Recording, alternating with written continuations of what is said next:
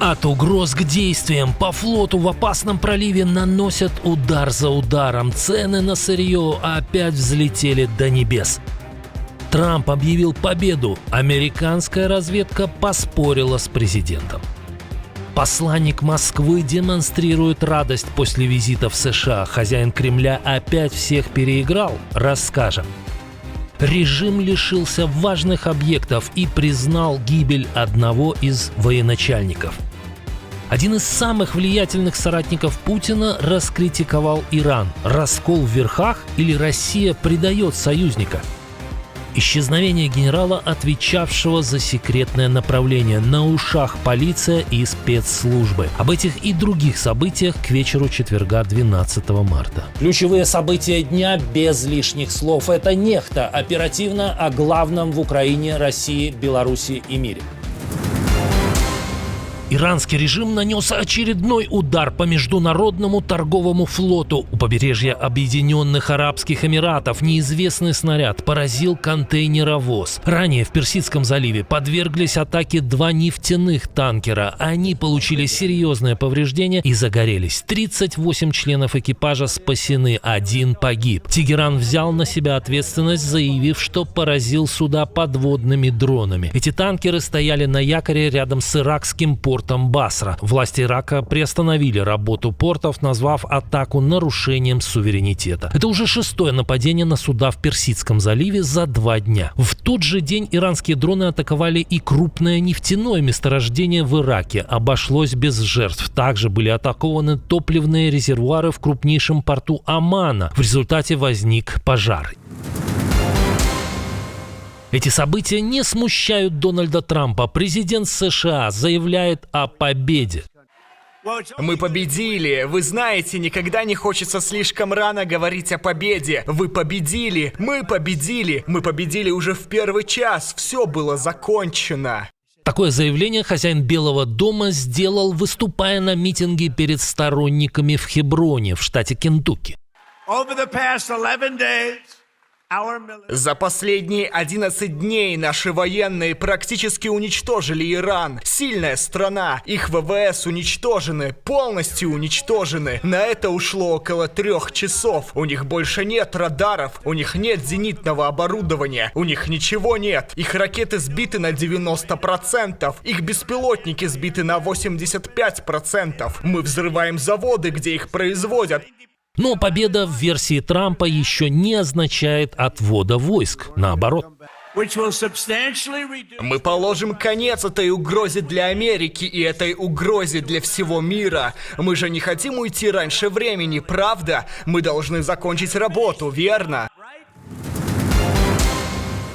В американской разведке с президентом не согласны. Режим сохраняет контроль над ситуацией, сообщили Reuters, источники, знакомые с соответствующими отчетами. Израильские собеседники агентства также утверждают, что на закрытых встречах никто из руководства не высказывает уверенности в близкой смене режима. Как считают в Тель-Авиве, чтобы добиться падения Исламской Республики, необходима наземная операция. Косвенно эти данные агентства подтверждает и открытое заявление представителя Цахал. Как армия, мы готовы к продолжению кампании столько, сколько потребуется. Мы начали ее целенаправленно, с организованным планом, чтобы устранить экзистенциальную угрозу. У нас есть структурированный план. Мы усиливаем удар и будем продолжать усиливать его до тех пор, пока эта угроза не будет устранена. Похоже, праздновать победу еще рано.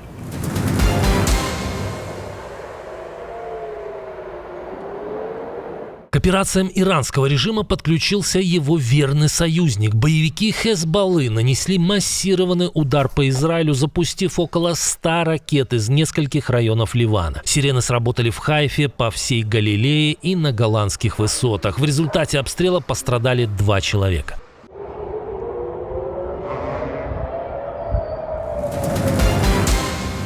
В ответ израильские ВВС нанесли удары по ракетным установкам Хезболлы в южном пригороде Бейрута. Кроме того, Цахал отчитался о бомбежке целей в Тегеране. Уничтожены командные пункты корпуса Стражи Исламской революции, склады с баллистическими ракетами, здание Центрального военного университета и места хранения зенитных ракет. Также атакованы штаб-квартира сил внутренней безопасности и разведки режима. В Иране тем временем подтвердили гибель очередного генерала Мохсена Дарбаги, заместителя начальника Генштаба Ирана по логистике.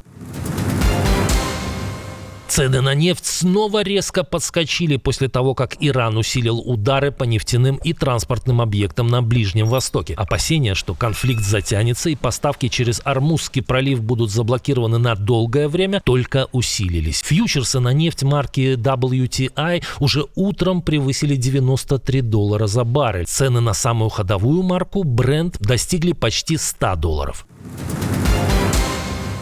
На этом фоне российская делегация во главе со спецпредставителем Владимира Путина Кириллом Дмитриевым встретилась с людьми Дональда Трампа в американской Флориде. Об этом сообщил Стив Уитков. Главный переговорщик президента США написал о результатах в сети X предельно мало и сухо.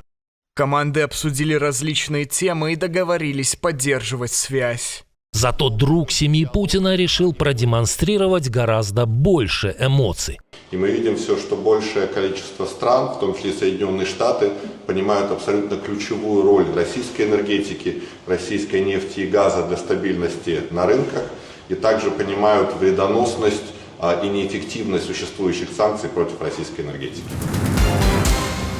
Правда, пока посланник Путина раздувал щеки перед людьми Трампа, путинские министры ломали головы над тем, что делать с дырой в бюджете. Стало известно, что российское правительство рассматривает возможность сокращения расходов на 10% по всем статьям. За первых 2 месяца текущего года в федеральном бюджете уже образовалось дырище в 3,5 триллиона рублей. Поступления от нефти и газа обвалились почти на 50%, однако с ростом цен на нефть из-за войны в Иране стоимость российского сорта Urals достигла $75 за баррель, но это все же не гарантирует устойчивости ситуации.